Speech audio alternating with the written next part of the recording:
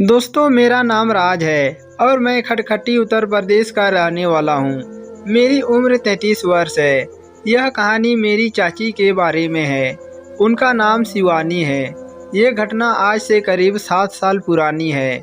उस समय चाची के उम्र 25 साल और कद 5 फीट 4 इंच था, जबकि उनका फिगर 32, 30, 34 का था। वो ज़्यादा गोरी तो नहीं है, लेकिन वो घरेलू औरत है और वो हमेशा कलकत्ता ड्रेस पहनती है। उस समय वो हमेशा पड़ोस में ही रहती थी और मेरी उससे अच्छी दोस्ती हो गई थी। लेकिन मुझे धीरे धीरे ऐसा लगने लगा कि उनका किसी के साथ चक्कर चल रहा है, क्योंकि वो अपना ज़्यादातर समय मोबाइल पर ही गुजारती है। लेकिन वो मेरे सामने या घर के बाकी लोग के सामने ऐसा कुछ नहीं करती थी। हम हमेशा काफ़ी खुली खुली बात भी करते थे। वो मुझसे अक्सर मेरी महिला मित्र के बारे में भी पूछती रहती थी। एक दिन मेरे दादाजी और दादी जी को उनके किसी व्यक्ति के साथ चक्कर का पता लग गया। वो लड़का हमारे पड़ोस का ही था, पर चाची ने दादी जी को डरा दिया कि अगर उनके पति को यानी मेरे चाचा को यह बात बताई तो वो और दोनों बच्चों के साथ घर छोड़कर चली जाएगी। तब मेरी दादी जी ने मेरे दादाजी को मना कर दिया, लेकिन उसके बाद उनका यह अफेयर मुझे मालूम पड़ गया था और मैंने उससे एक दिन इस बारे में पूछा तो वो कुछ नहीं बोली। फिर उसके बाद से चाची मुझसे और ज़्यादा मजाक करने लगी और मुझसे कुछ ज़्यादा ही घुलने मिलने लगी। एक दिन तो चाची ने हद ही कर दी। चाची ने मुझे घर बुलाया और पूछने लगी कि तेरी कितनी लड़कियों से दोस्ती है। मैंने मना कर दिया कि एक भी लड़की नहीं है। तो वो बोली, मुझसे मत शर्माओ, मैं किसी से नहीं कहूँगी। और फिर मुझे देखकर मुस्कुराने लगी। फिर चाची ने पूछा, कोई तो एक ज़रूर होगी जिसके साथ वो सब करते होंगे। दोस्तों, यह सुनते ही मैं तो एकदम से सकपका गया। अब मेरे मुंह से आवाज़ ही नहीं निकल रही थी। मैंने नीचे देखते हुए नाव में सर हिला दिया। फिर उस दिन ऐसे ही बात खत्म हो गई थी। दूसरे दिन जब उनके घर गया तो मैंने देखा कि चाची नहा कर निकली थी। तभी मेरे मोबाइल पर मेरे दोस्त का कॉल आया और मैं बाहर जाकर बात करने लगा। जब मैं वापस आया तो चाची मुझे अजीब सी नज़रों से देखी और बोली, तुमने मुझे झूठ क्यों कहा कि तुम्हारी कोई महिला मित्र नहीं है, जबकि तुम्हारी तो है। मैंने कहा, नहीं चाची, ऐसा कुछ नहीं है। तब चाची बोली, लेकिन अभी बाहर जाकर किससे बात कर रहे थे? लेकिन मैं मना कर रहा था कि ये आपकी गलत फहमी है। पर वो बोली, मेरे सामने बात नहीं कर सकता था क्या तुम?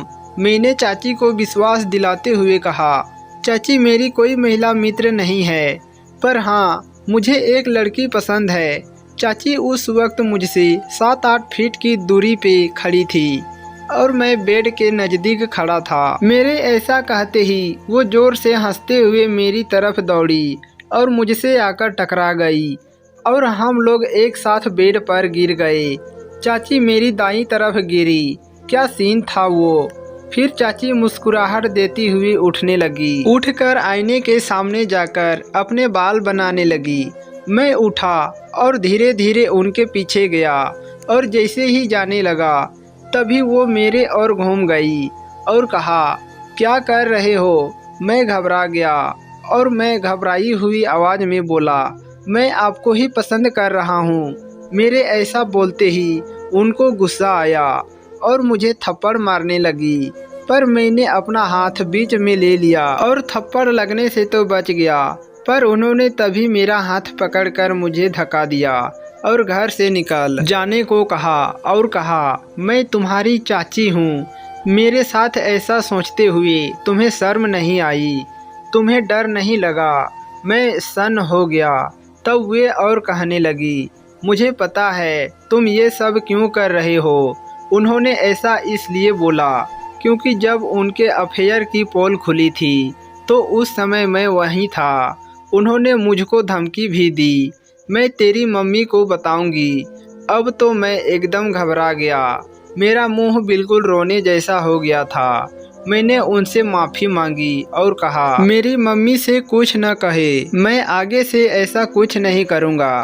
फिर मैं जाने लगा तो चाची ने मुझे रोका और बोली, मैं समझती हूँ कि इस उम्र में ये सब हो जाता है, पर यह तो देखो कि तुम जिसके साथ ऐसा करने की सोच रहे हो वो कौन है। फिर मैंने डरते हुए कहा, आप हो ही इतनी सुंदर तो क्या करूं। मैंने फिर से सॉरी बोला और वहां से निकल आया। उसके बाद मैं मेरे चाचा के घर नहीं जाता था। उसके बाद तकरीबन 2 या 3 महीने बाद एक दिन चाची हमारे घर आई हुई थी। मैं उनसे नज़र नहीं मिला पा रहा था। रात का समय हो चला था तो मेरी मम्मी ने बोला, अपनी चाची को घर तक छोड़ आ जा। ऐसा कहते ही चाची ने मुस्कान दे दी। चाची का घर मेरे घर से कुछ ही दूर पर था। हम पैदल जा रहे थे तो चाची ने कहा, क्या बात है, आजकल तुम हमारे यहाँ नहीं आते हो, बात भी नहीं करते हो, मुझसे नाराज़ हो क्या। मैंने कहा, ऐसी कोई बात नहीं है। फिर वो बोली, क्या तुम उस दिन की बात से नाराज़ हो। मैंने कहा नहीं। और फिर मैंने हिम्मत करके चाची से बोला, मान जाओ ना चाची, बन जाओ ना मेरी महिला दोस्त। मेरी बात सुनते ही वो एकदम से मान गई, या शायद उस दिन उनका ऐसा करना दिखावा था। अगले दिन मैं चाचा के घर गया। चाची रसोई में काम कर रही थी और बेहद खुश नज़र आ रही थी और मुझे देखकर अंदर आने को कहा और बोली, क्या हुआ, क्या देख रहा है, क्या चाहिए। मैंने कहा, हाँ वो चाहिए। मेरी बात सुनकर चाची मुस्कुरा दी। अब हमारे बीच की दूरियां खत्म हो चुकी थी और हम अब काफ़ी अच्छे दोस्त बन चुके थे। फिर मैं उस दिन ऐसे ही बात करके अपने घर आ गया। दूसरे दिन मैं फिर से उनके घर गया और जाते ही मैंने वो कर लिया। अब वो हंसने लगी और एक मुस्कुराहट देकर अपने काम में लग गई। दादी जी बाहर बैठी थी और चाची रसोई में थी। मैं रसोई में गया और चाची को बोला, दूध पीना है। वो बोली, अभी नहीं, दादी जी घर पर ही है। फिर मैं वहाँ से बाहर आ गया। थोड़ी देर बाद चाची जब अपने बेडरूम में गई तो मैं भी उनके पीछे पीछे चला गया। फिर लगभग 30-40 मिनट तक मैंने मेहनत की और 2 बार मेहनत करने के बाद हम बाहर आए और फिर मैं अपने घर आ गया। उस दिन के बाद भी मैंने कई बार मेहनत की थी। फिर कुछ सालों के बाद मेरी शादी हो गई है, पर अभी भी मौका मिलने पर मैं अपनी चाची को मिलने जाता रहता हूँ और 2-3 बार मेहनत करके चला आता हूँ। दोस्तों, यह थी आज की स्टोरी। आपको क्या कहना है इस स्टोरी के बारे में, कमेंट करके हमें ज़रूर बताएं। वीडियो को लाइक करें, शेयर करें और हमसे जुड़े रहने के लिए हमारे YouTube चैनल को सब्सक्राइब करें। साथ ही घंटी को दबाकर ऑल पर सेट कर लीजिए ताकि हमारे आने वाले वीडियो का नोटिफिकेशन आप तक तुरंत पहुँचे। तो दोस्तों, मिलता हूँ आपसे अगले वीडियो में। तब तक के लिए धन्यवाद।